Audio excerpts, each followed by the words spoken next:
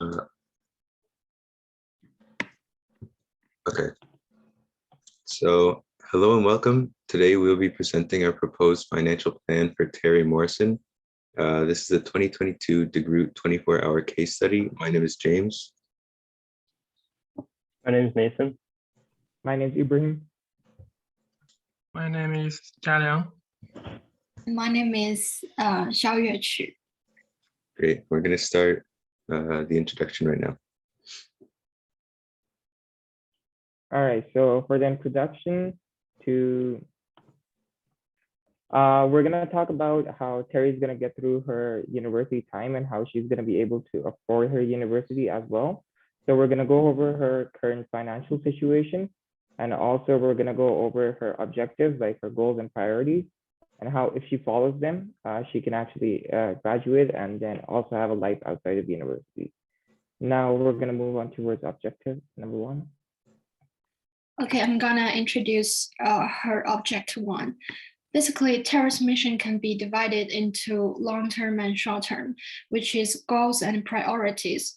For priorities, Terry wants to maintain a good grade in a university so that she can get $1,000 and also find a suitable job.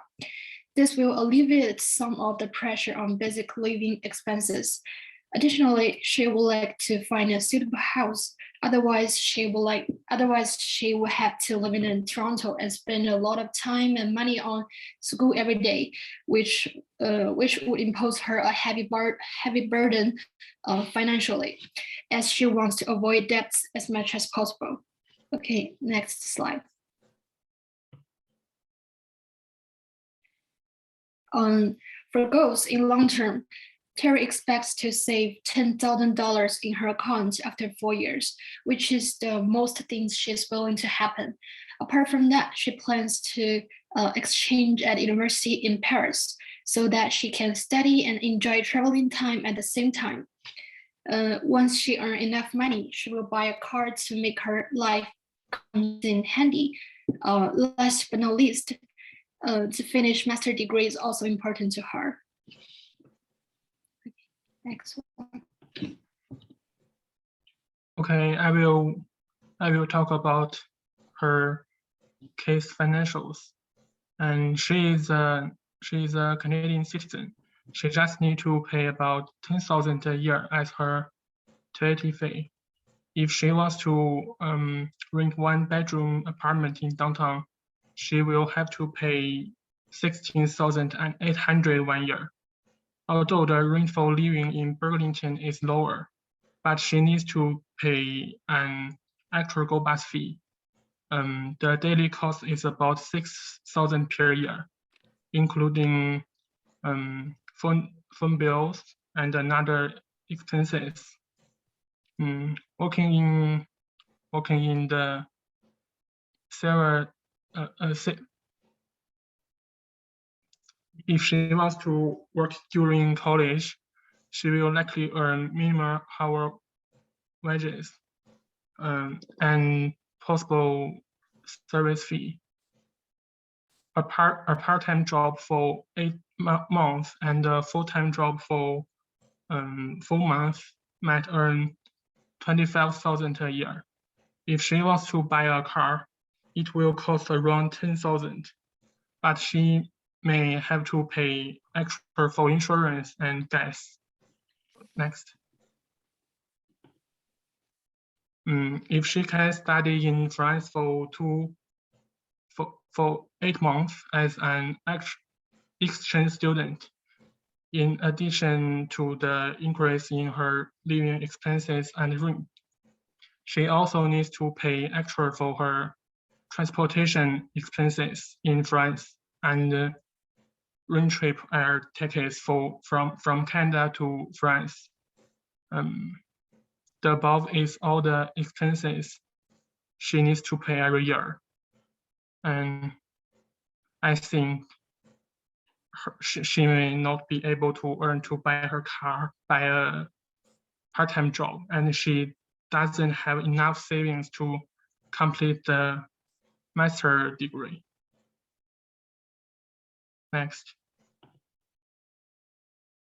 Terry's income, including tax, will approximately be $30,000 during her first and second year, $16,400 during her third year if she goes on exchange trip, $35,000 during her fourth year if she does the commerce internship.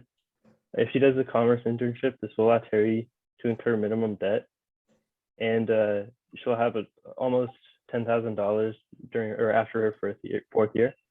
You can go next. For her debt, Terry will need to apply for an OSAP loan during her third year in order to do the exchange program in Paris. Her debt will be fairly small and only require monthly payments of $72 per month after her graduation. This will leave Terry with about $7,500 after her graduation and allows her to go on the trip, and all of her expenses will be paid for. She won't have to pay off her debt until 6 months after graduation as well. Next. For her goals and priorities, Terry will be unable to complete all of her goals during university. She will only be able to choose between either having a car and completing her master's or going on an exchange trip. She will not have enough money to complete all 4 goals. Next. Another aspect of Objective 3 includes risk assessment. And while developing Terry's financial plan, we have come across 2 major risks involved with the plan. The first risk is the shutdown of businesses and jobs due to COVID-19 pandemic. And the second is Terry's trip being canceled due to COVID-19. In discovering these risks, we've developed contingency plans that will potentially aid Terry financially. The first contingency plan for business shutdowns is for Terry to apply for government benefits and services. The government is offering Canadians different forms of financial aid to support with COVID-19 difficulties, such as the Canadian Worker Lockdown Benefit, which Terry would be able to apply for. The second contingency plan for the trip cancellation would be to postpone the trip. By postponing the trip to a later date, this gives Terry a chance to save more money and therefore be more financially stable. Next slide. So to conclude, we concluded that if Terry follows all of the goals and priorities, she can afford to have a life outside university and graduate as well. And by working part-time jobs and full-time jobs, she can afford all of that as well. And she can also take OSAP loans to pay off her debts. But however, in the fourth year, she can only choose in between for an exchange trip to Paris or buying a car or her degree. So it's got to be between these 3. And that's going to be it for the conclusion. Thank you. Thank you for listening to our presentation. This has been our financial plan.